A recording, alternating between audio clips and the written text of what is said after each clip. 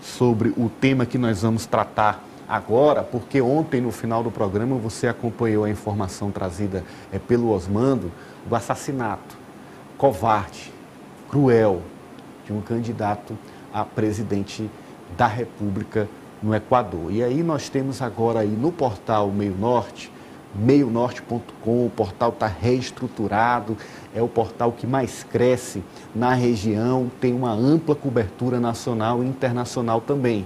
Você aponta o QR Code para a câmera, para o QR Code que aparece na tela e acessa no meionorte.com, que traz agora como destaque que a facção criminosa Los Lobos, que reivindicou a autoria do ataque que resultou no assassinato de Fernando Villavicencio, candidato a presidente do país, ela é envolvida em uma onda de mortes dentro de prisões no Equador. A facção publicou um vídeo nas redes sociais, onde vários indivíduos encapuzados, temos inclusive as imagens aí na tela, você está vendo, olha, do seu lado esquerdo, eles encapuzados gravaram um vídeo onde reivindicam a autoria deste atentado e inclusive fazem ameaças, prometendo matar outros candidatos que, na visão deles, estariam roubando o país. Esse é o argumento, inclusive, que eles usam para matar o Villavicencio. O presidente equatoriano Guilherme Lasso declarou que não ficará impune e não poderia ser diferente.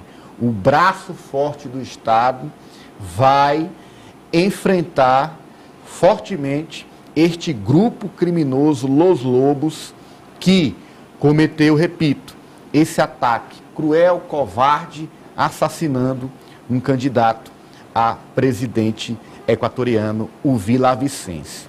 E aí, claro, isso teve repercussão hoje no mundo todo e aqui no Brasil não foi diferente.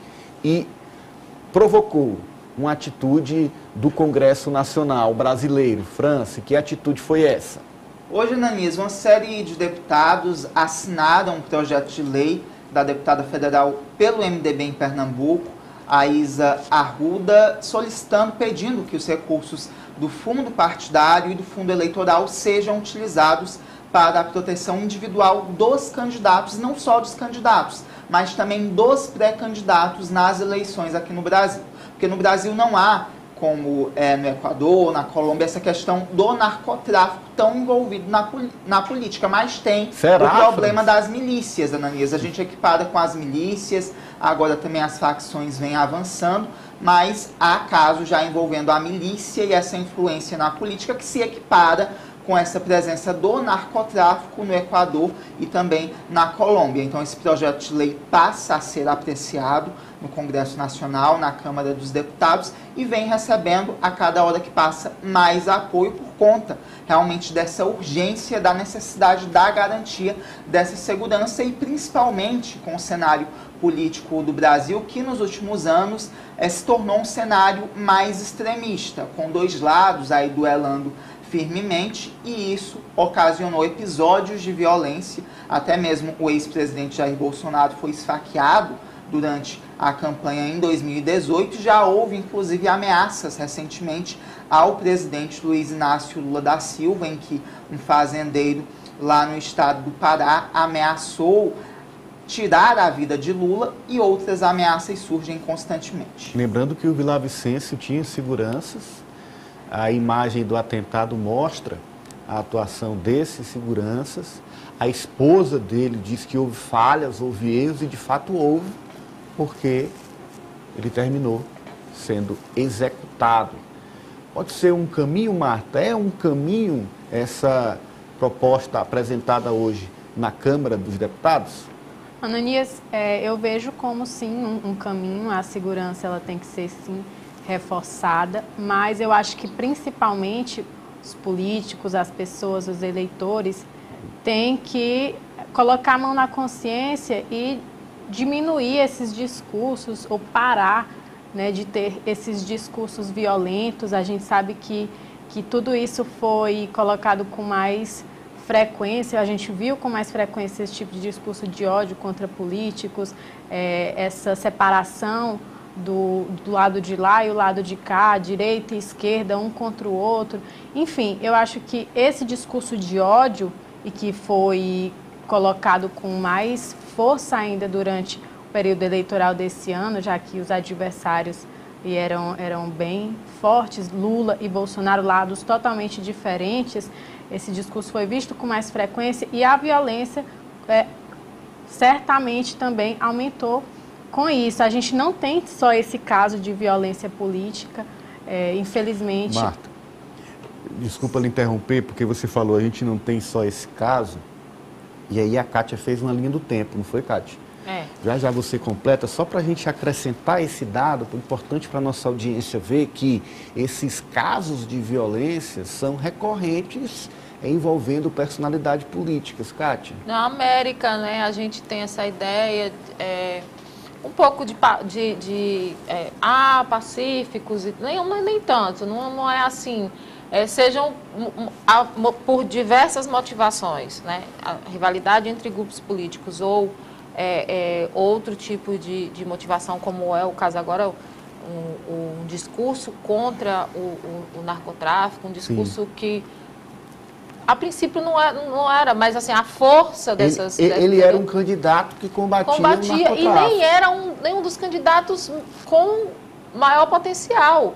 Ele era o segundo, Era né? o segundo. Ele tem a cartela aí pra gente ver, Juliana? Que ia combater. Já imagina se o político não puder mais se manifestar contra a violência, contra o tráfico. Olha aí, atentados na América, levantamento de Kátia Dantas. 75, Gabriel Garcia Moreno, presidente do Equador, levou um tiro e golpes de facão na saída da Catedral de Quito.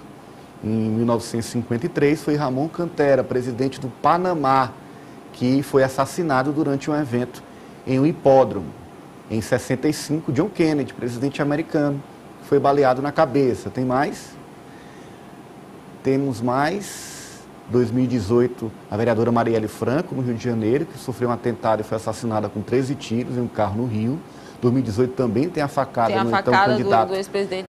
É morto em um ataque. Em 22 foi Gustavo Petro, presidente da Colômbia, que foi alvo de uma emboscada. Em 2022, um atentado com tentativa de assassinato da vice-presidente argentina Cristina Kirchner. A gente mostrou aqui na Rede Meu Norte. O indivíduo deu um tiro na cara de Cristina Kirchner. Ela foi muita sorte. Bateu o catolé a arma, como diz. Levante, Osmando. O Equador vive uma crise política acentuada. É um país que sempre teve conflitos, mas que este ano, especialmente, em maio, houve um processo violento de manifestações nas ruas, de tentativas de impeachment do presidente Guilherme Lasso, e a ponto de que o presidente Guilherme Lasso, que é um banqueiro, não concorre à reeleição. Ele hoje governa sob um mecanismo chamado de morte cruzada, que permite que ele governe por decreto durante 6 meses. Daí o fato de ele manter as eleições para este domingo, porque ele está dentro desse prazo da chamada morte cruzada, que é o mecanismo político, jurídico, legal que ele tem para governar o país. O Fernando Villavicencio é um jornalista, foi deputado federal até o ano passado e tinha uma atuação muito forte no combate à corrupção e no combate ao narcotráfico e na defesa dos povos indígenas. Tanto combate ao narcotráfico e na defesa dos povos indígenas. Tanto que ele, quando o Correia, que foi presidente do Equador, e que era um ferrenho inimigo dele, que o obrigou, inclusive a justiça do Equador deu ganho de causa ao ex-governador, ao ex-presidente, contra o Vila Vicêncio, e que foi obrigado a pagar uma multa pesada, e teve que se refugiar, e ele exatamente passou a viver numa comunidade, numa aldeia indígena. Mas veja bem, as eleições de domingo no Equador chamam a atenção do mundo porque pode ocorrer mais violência, e isso é um processo que está radicalizando na América do Sul e que realmente faz com que se tema pelo destino de outros países. Acho que essa morte, aliás, esse grupo que está sendo acusado de ser o autor que teria reivindicado